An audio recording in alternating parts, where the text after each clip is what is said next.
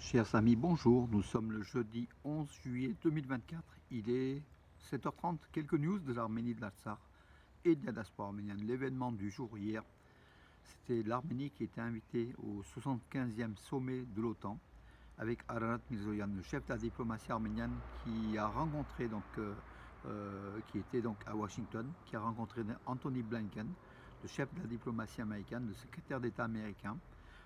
Il a rencontré aussi son homologue lors d'une réunion à Troyes. Il a aussi rencontré son homologue azéri Ceyhun Bayramov. Voilà, des discussions ont eu lieu. Donc, Anthony Blinken a affirmé: Bakou et Yerevan sont sur le point de signer un traité de paix. Nous nous sommes réunis pour discuter de ce que les États-Unis peuvent faire. Les États-Unis qui jouent un rôle d'arbitre, et qui remplacent avantageusement d'ailleurs la Russie. On verra si ça va aboutir ou pas. En tout cas, aujourd'hui, on aura peut-être d'autres informations un peu plus importantes, puisqu'en fait, bien sûr, tout le monde est satisfait de cette rencontre. Voilà, il y a eu des intrigues au sommet de Washington en fait. Donc l'avancée de la diplomatie américaine dans ce dossier arméno-azéri se fait de plus en plus pressante, voilà, et importante.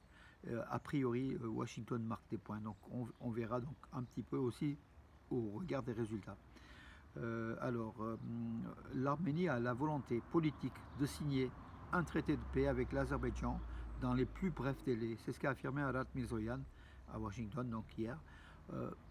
Selon des indiscrétions de la diplomatie américaine et même arménienne, l'Arménie serait proche de la signature d'un traité de paix avec l'Azerbaïdjan. Mais bon, encore une fois, il faut se méfier. Parce que l'Azerbaïdjan essaye d'avancer jusqu'au dernier point et recule pour essayer de gagner encore un avantage diplomatique. C'est la diplomatie, c'est la méthode turco-azérie en fait. Ils ne signent jamais réellement, voilà, tout simplement. On verra si la pression américaine, si la volonté de Washington, de Blinken, de l'administration Biden, qui a encore quelques mois devant elle, on verra si elle arrive à parvenir à une signature d'un accord de paix qui serait important. Entre-temps, à Yerevan, qui est donc la présidente, la directrice de l'USAID, en fait, de l'agence de développement américaine, Samantha Power, qui se trouve depuis 2 jours à Yerevan, elle a, elle a rencontré le ministre arménien des technologies, des technologies et de l'information, en fait, voilà, et il s'appelle, Mritar Hayrabetian. Les États-Unis ont promis 5 millions de dollars pour l'Arménie afin que l'Arménie engage dans son industrie des hautes technologies avec Amazon Web Services, donc une coopération entre Amazon Web Services et le gouvernement arménien pour numériser notamment beaucoup de documents pour essayer de lutter contre la cybercriminalité et puis le cloud computing, comme ils appellent dans les domaines du cloud computing. Comment dirais-je, c'est l'avenir, de l'industrie des technologies, de la numérisation. Et l'Arménie a un grand intérêt à se rapprocher de ça. Et en même temps, l'Arménie se rapproche des États-Unis qui maîtrisent ces technologies. Et voilà. Donc, et les États-Unis, par le biais de l'USAID, veulent aider l'Arménie dans ce développement. Samantha Power, qui est très proche de Yerevan, il faut aussi le dire, voilà, qui est la directrice de l'USAID, de l'agence de développement américain, et comme un rôle important. Donc voilà, plus de 5 millions de dollars donc, pour l'Arménie, et c'est une bonne chose. C'est une somme qui aidera l'Arménie à développer davantage ces technologies et se rapprocher davantage de Washington, il faut le dire aussi en même temps. Yerevan et Washington, l'axe marche aujourd'hui à merveille. D'ailleurs, la secrétaire d'État adjointe américaine, Uzra Zeya, elle est d'origine indienne, d'Inde, se rendra en Arménie, est déjà logiquement en Arménie, donc pour quelques jours, voilà, pour essayer un certain nombre de dossiers, voilà, anticorruption. Elle va faire le point avec le développement démocratique de l'Arménie. Elle se rendra aussi en Géorgie, mais alors, donc du 9 au 17 juillet, donc durant plus d'une semaine, elle sera en Arménie et en Géorgie. Elle est déjà logiquement en Arménie, comme je l'ai dit.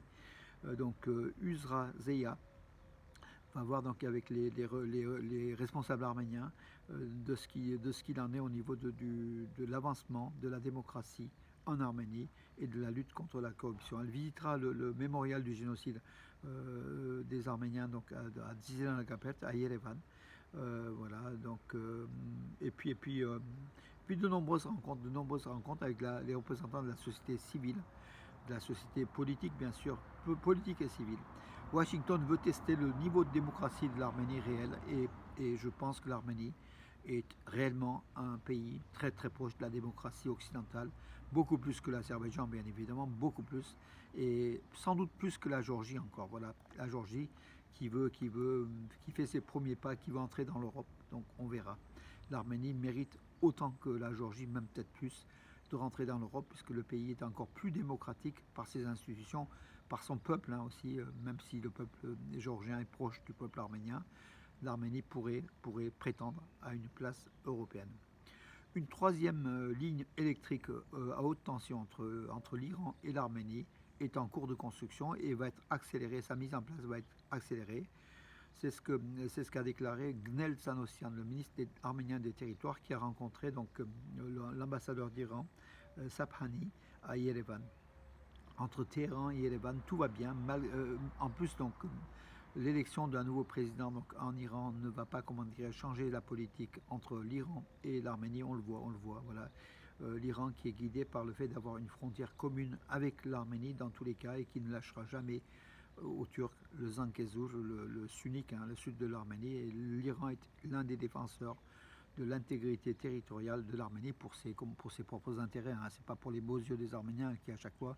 Donc les Arméniens, nous, on a toujours la naïveté, le romantisme de dire qu'il y a un État qui nous aime. Il y a aucun État n'aime un autre État. Il n'y a que des intérêts réciproques. Voilà. S'il n'y a pas d'intérêt réciproque, il n'y a pas d'accord. Voilà. Et l'intérêt réciproque entre l'Iran et l'Arménie, c'est justement de maintenir le Zangezur et que l'Iran a une frontière vers l'Europe à travers l'Arménie, vers la mer Noire, et que l'Arménie est une sortie vers le sud, vers l'Iran et puis les pays du Golfe, l'Inde, beaucoup de pays, avec la mise en place d'un port donc, qui pourrait déboucher sur le sud-est asiatique, sur le pays de l'océan Indien.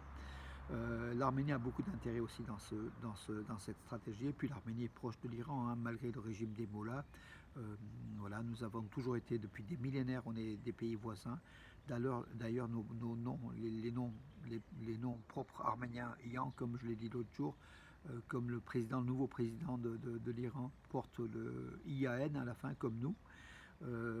Ça vient d'Iran en fait. Hein. Voilà nos relations fortes avec l'Iran, historique bien sûr, au niveau même de la langue, hein, où il y a peut-être 30% des mots communs d'origine iranienne.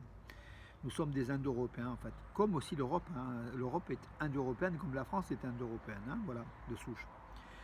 Alors, mes amis, que dire? Oui, Armen Grigorian et Samantha Power, donc une nouvelle fois, Samantha Power a rencontré donc des responsables arméniens, Nicole Pachinian également, donc elle a rencontré Armen Grigorian qui a fait le point. Armen Grigorian, le chef, c'est le représentant de la sécurité d'Arménie en fait, hein. Armen, le secrétaire d'État de la sécurité d'Arménie, Armen Grigorian a fait le point sur les accords de paix entre l'Arménie et l'Azerbaïdjan, et puis le carrefour de la paix proposé par le gouvernement arménien de transit, en fait, des axes de communication de l'Arménie. Et puis Samantha Power a approuvé, les États-Unis approuvent le projet du gouvernement arménien du carrefour pour la paix, voilà, présenté, qui est une alternative au corridor de Zangezur, hein, voilà, que l'Arménie ne veut pas, elle ne voudra jamais. Oui, pour la première fois, des vols directs seront lancés donc, à partir de septembre entre Yerevan et la ville chinoise d'Urumqi. Urumqi qui est chez les Ouïghours, hein, mais bon, c'est la Chine occidentale. Il ne faut pas parler d'Ouïghours avec les Chinois. Les Ouïghours qui sont de souche turque, il faut le dire aussi. Hein, c'est une population, voilà, donc Urumqi c'est la capitale. Et il y aura des vols entre Yerevan, des 2 vols réguliers par semaine, hein, c'est important. Par une compagnie chinoise entre l'Arménie et la Chine, donc des vols directs, et c'est important pour le développement des relations entre l'Arménie et la Chine, qui se développe très très vite, hein, comme avec de nombreux pays, la Chine développe ses relations. Alors on a appris donc que la Turquie a interdit le survol de son espace aérien pour un avion cargo éthiopien qui transporte des marchandises à destination de l'Arménie à Yerevan. Voilà. L'avion était parti, je crois, de Bulgarie voilà, a fait non, pardon, est parti de, non pas de Bulgarie, d'un autre, je vais vous dire, le tracé est un peu complexe, hein, donc ça a été publié hier par Hetk, le journal, le site arménien, donc Hetk qu'on a repris ce matin, la Boeing, oui, l'avion cargo Boeing 777F de l'Ethiopian Airlines, volant de Liège en Belgique, voilà, à destination de Yerevan, en passant par l'espace aérien de l'Allemagne, de la Pologne, de la Slovaquie, de la Hongrie, de la Roumanie, est entré dans l'espace aérien de la Bulgarie, où il était censé, donc il a atterri, puis il a décollé pour avoir sans avoir l'autorisation de vol de l'espace territoire de la Turquie. L'avion est retourné malheureusement, voilà, d'Ethiopian Airlines, qui était à destination de l'Arménie. On ne sait pas pourquoi. Donc les Turcs sont, comment dire, de façon aléatoire, interdisent, autorisent, donc voilà, donc parfois leur espace aérien joue avec l'Arménie en fait. Voilà. Et cet avion éthiopien a fait demi-tour malheureusement. Voilà mes amis, puis une plutôt bonne nouvelle, donc, champion d'Arménie, donc le Punic Yerevan, hier en première, oui, en match de premier match de des premiers tours des qualifications de la Ligue des champions européenne de football, hein, de l'Arménie qui est en Hongrie, pas en Biélorussie, parce que l'Arménie est en froid avec la Biélorussie, comme on le sait, après la fourniture d'armes par Loukachenko à l'Azerbaïdjan contre l'Artsakh. C'est ce qu'a reproché le gouvernement arménien.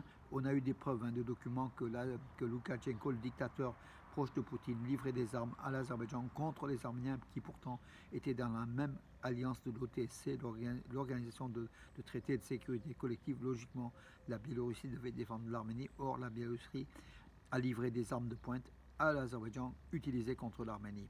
Voilà, le match s'est déroulé en Hongrie, le match entre Punic Yerevan et Dynamo de Minsk, donc c'est la capitale, hein, de la Biélorussie, Minsk, contre le Dynamo de Minsk qui est champion aussi de Biélorussie. Score nul, 0-0, c'est plutôt un bon résultat pour l'Arménie.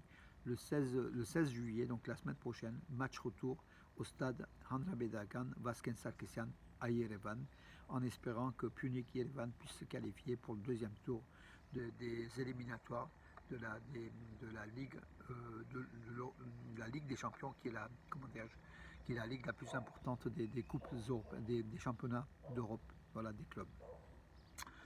Voilà mes amis, pour aujourd'hui j'en ai terminé. Je profite de cette belle journée qui se présente, chaleur, mais bon, on est en plein été, hein, voilà. Et puis mes amis, je vous souhaite une très très bonne journée. Et puis à demain.